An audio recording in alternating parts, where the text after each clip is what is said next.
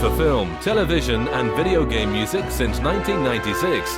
This is Cinematic Sound. Welcome back to Cinematic Sound Radio. This is our top 20 countdown of 2015. In at number 4 is music from Mission Impossible: Rogue Nation. This film was co-written and directed by Christopher McQuarrie. It's the 5th installment of the Mission Impossible film series, and the film, of course, stars Tom Cruise, Jeremy Renner, Simon Pegg, Rebecca Ferguson, who's outstanding in this movie, Vig Rhames, Sean Harris, and Alec Baldwin. For me, this is the second best of the Mission Impossible films, just slightly behind the Brian De Palma 1996 original. It's so good. And in a year where James Bond was also released with the lukewarm Spectre, I might say that Rogue Nation is one of the best James Bond films ever made that isn't a James Bond film. It's such a great spy genre picture with breathtaking action, genuine suspense, a smart, witty script, and fantastic performances, and of course, sensational real stunts. The opening sequence alone will leave you on the edge of your seat and your jaw just on the floor in amazement. With J.J. Abrams and Brad Bird's departure from the series after the 3rd and 4th films, respectively, director Christopher McQuarrie was brought on board, who had worked with Tom Cruise on the underappreciated film Joe Reacher. That film featured an impressive score by composer Joe Kramer. So instead of hiring back Michael Giacchino to score the 5th installment of the Mission Impossible series of films, McQuarrie brought in his friend and frequent collaborator, Kramer. And while I really do enjoy Giacchino's efforts, Kramer was, well, the perfect replacement. Kramer was given specific instructions from producer Tom Cruise and director Christopher McQuarrie about the tone of the new score.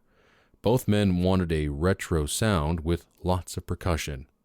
With that in mind, Kramer started work on the score by revisiting the old TV series with original scores composed by Lalo Schifrin.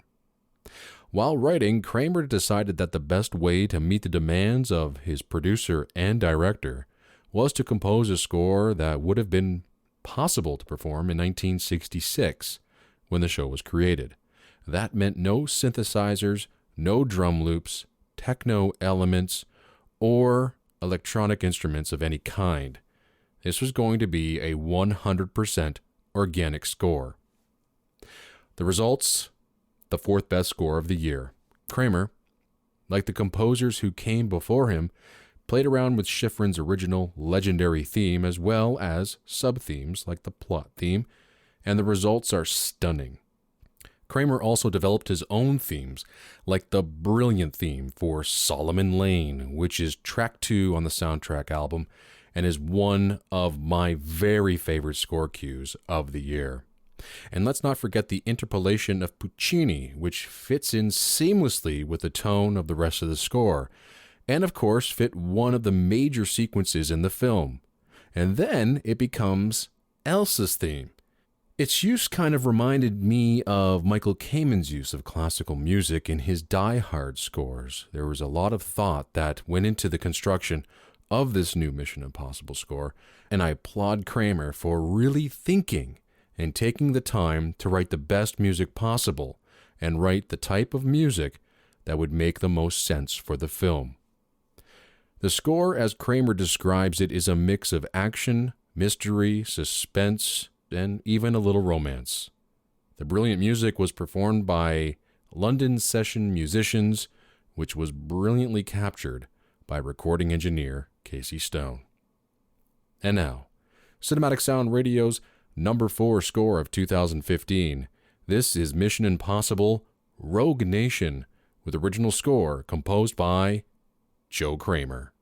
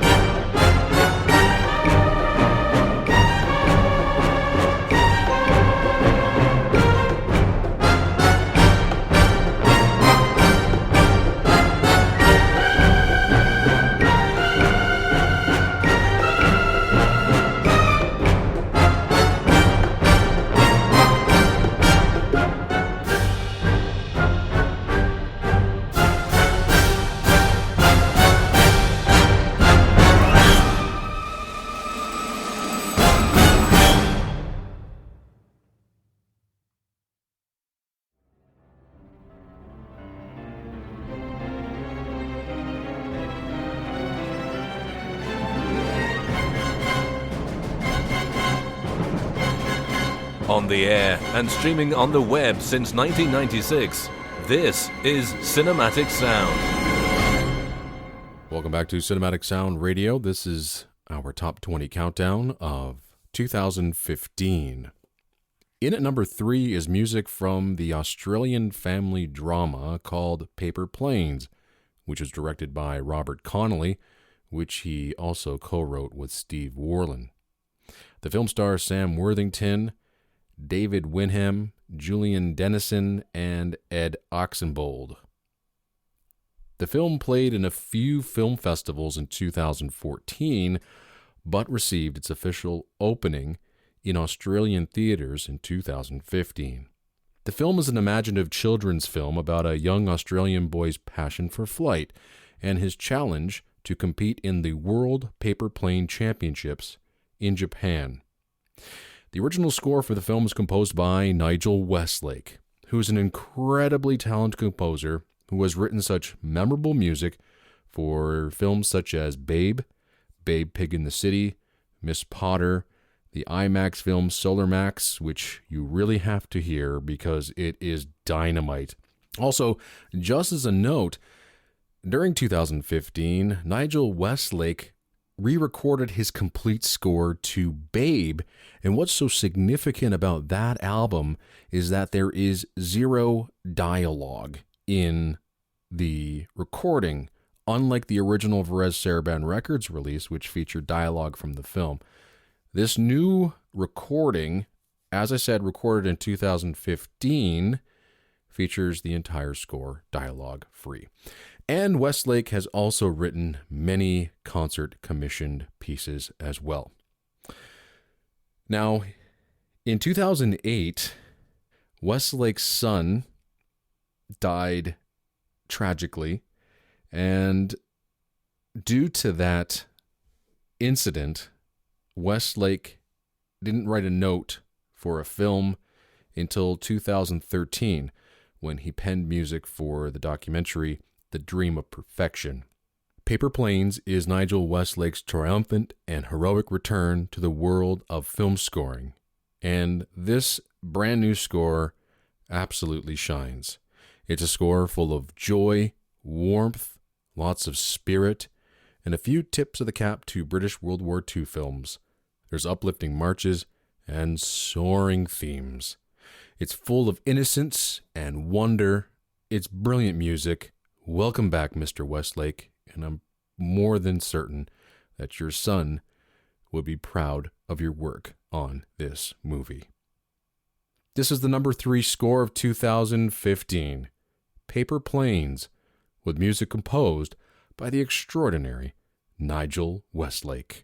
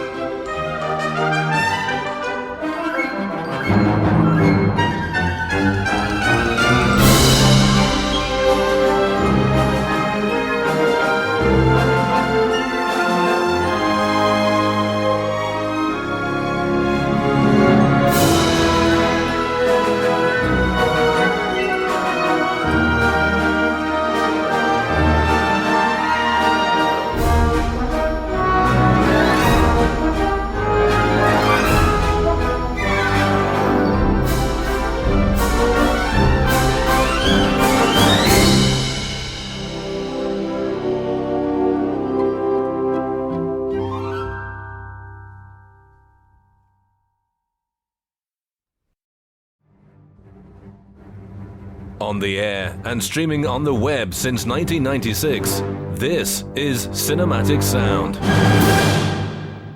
Welcome back to Cinematic Sound Radio's countdown of the top 20 scores of 2015. We're this close to number one, and this score was actually number one for, when did this film come out? In February, so I'd say about 10 months out of the year.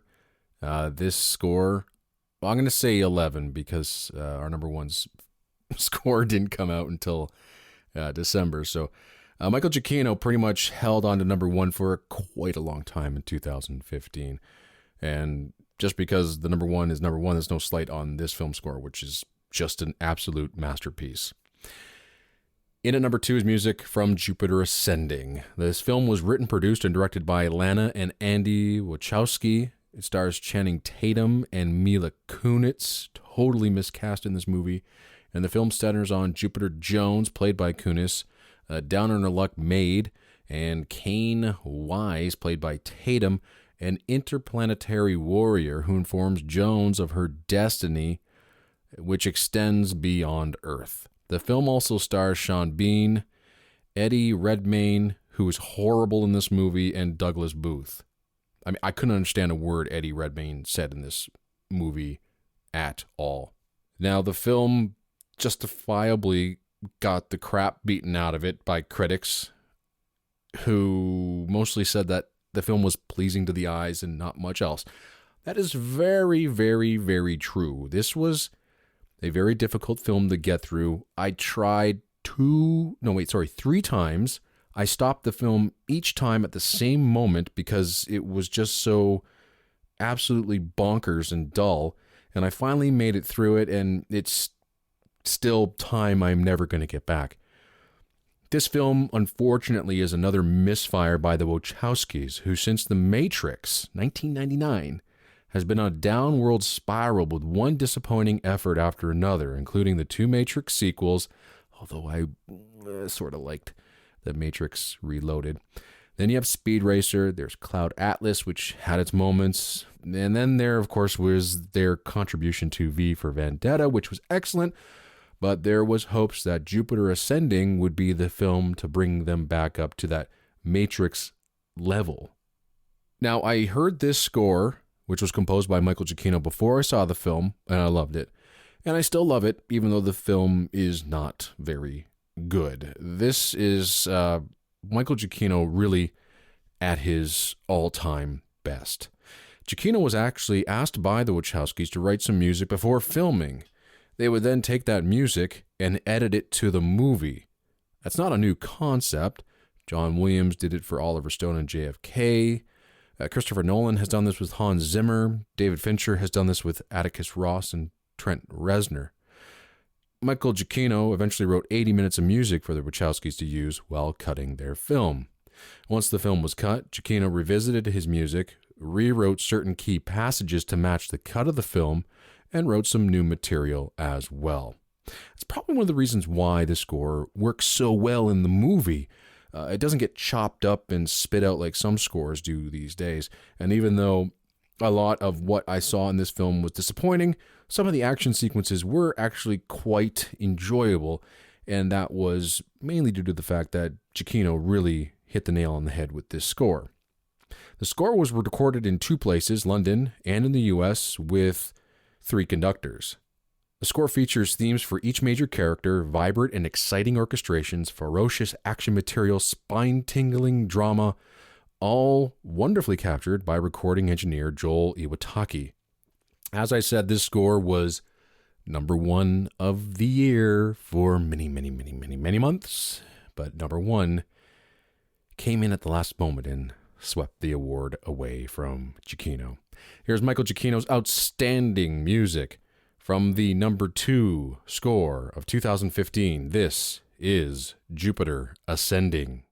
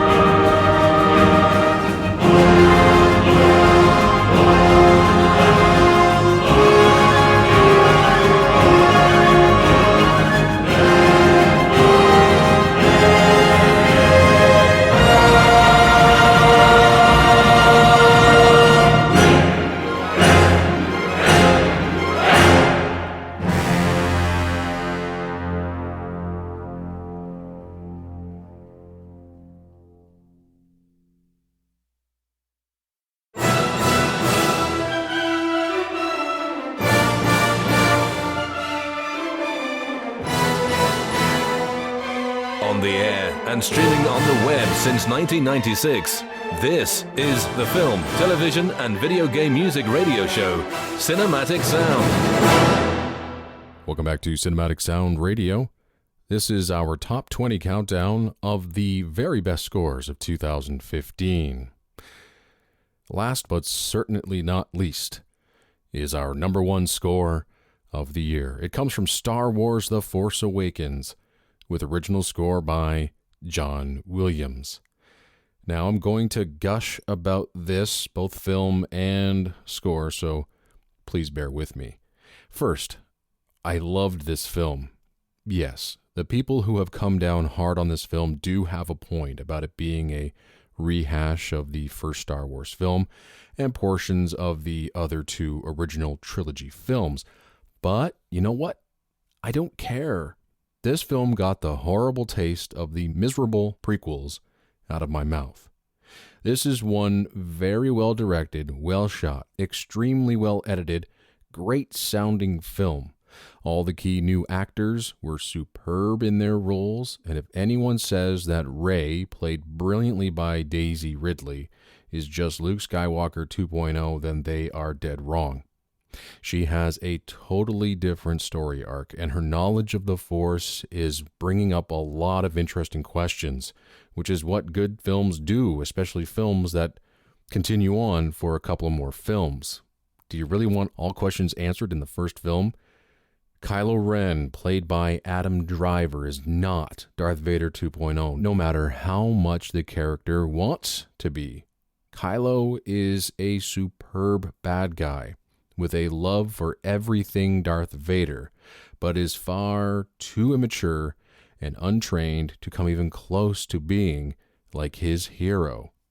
I love Poe, played wonderfully by Oscar Isaacs, who needs more to do in Episode 8. Finn is not Jar Jar Binks 2.0, and that is insulting to John Boyega and his witty character he portrayed in this film. John Boyega is great, and he has great chemistry with both Poe, who he only sees briefly, and with Rey in this movie. The trio are fantastic, and I can't wait to follow them on their continuing adventures in the Star Wars universe. The original cast were also at the top of their game. Harrison Ford as Han Solo finally had something to do with his character, and he brought his A game to the table. Carrie Fisher brought some emotion and humanity to her character, who is now General Leia of the Resistance. Chewbacca got more to do. And when we finally saw Luke Skywalker, well, he didn't have much to do for the few seconds of screen time, which somehow earned him second billing in the credits, but it was a great reveal, and I can't wait to see what Hamill brings to the aging Luke Skywalker and conflicted Luke Skywalker in Episode 8. It's a superb movie, great fun, and it's really, really funny, genuinely funny. And I'm not talking about immature poop and fart jokes like we got in the prequels. There are just genuinely gut-busting laughs in this film. Great script by Abrams and Lawrence Kasdan. Now, let's turn our attention to the music by John Williams. When I first heard the score, which was about 4 days before I saw the film, I was initially underwhelmed by it. I didn't really connect to the new themes right away. Most of the action material felt like leftovers from previous scores John Williams had written in the past 10 years. But after 4 or 5 listens, the new themes, started to become apparent. Rey's theme sparkled. Kylo Ren's theme intimidated. Poe's theme put a smile on my face. The new March of the Resistance brought back a more swashbuckling style of music, as sort of what we might have heard in a Golden Age score. A scherzo for X-Wings, what an absolutely delightful name for that cue, harkening back to Indiana Jones and the Last Crusade, and scherzo for motorcycle and orchestra. The return of the previous themes gave me instant nostalgic feelings. Hearing Han and Leia's love theme was a delight. The Force theme also returned in all its glory. The rebel fanfare now revved up the engines of the Millennium Falcon. So much was going on in the score, and it seemed to come together so effortlessly. These new themes just seamlessly fit in with the old, especially Rey's theme, which shares a harmonic connection to the Force theme. But then I saw the film, which is what put this score on top for good. Hearing the score in context was an absolute delight, with my favorite moment being the first playing of the Rebel fanfare, when we get our first glimpse of the Millennium Falcon. With the Rebels being replaced by the Resistance, and the Resistance having their own new theme, recycling the Rebel fanfare as the new motif for the Millennium Falcon was nothing short of genius. And the film ends with a continuing Star Wars tradition with a lengthy end credit cue. This one's called the Jedi Steps and Finale, which runs over 8 minutes in length and actually introduces to us one more new theme just before the end title. The end titles then begin with the familiar Star Wars theme and Rebel fanfare, which leads into concert arrangements of Rey's theme, a blast of Kylo's motif, Poe's theme, the Resistance theme, and then a reprise of Rey's theme in counterpoint with the Force theme before ending on a soft playing of the Star Wars main theme on bells. This is easily the track of the year, folks. I could go on and on and on about this film and music, but I will let the music tell the rest of the story. Here is music from Cinematic Sound Radio's #1 score of the year, and one of the very best scores of this new millennium. This is Star Wars: The Force Awakens, with music composed by John Williams.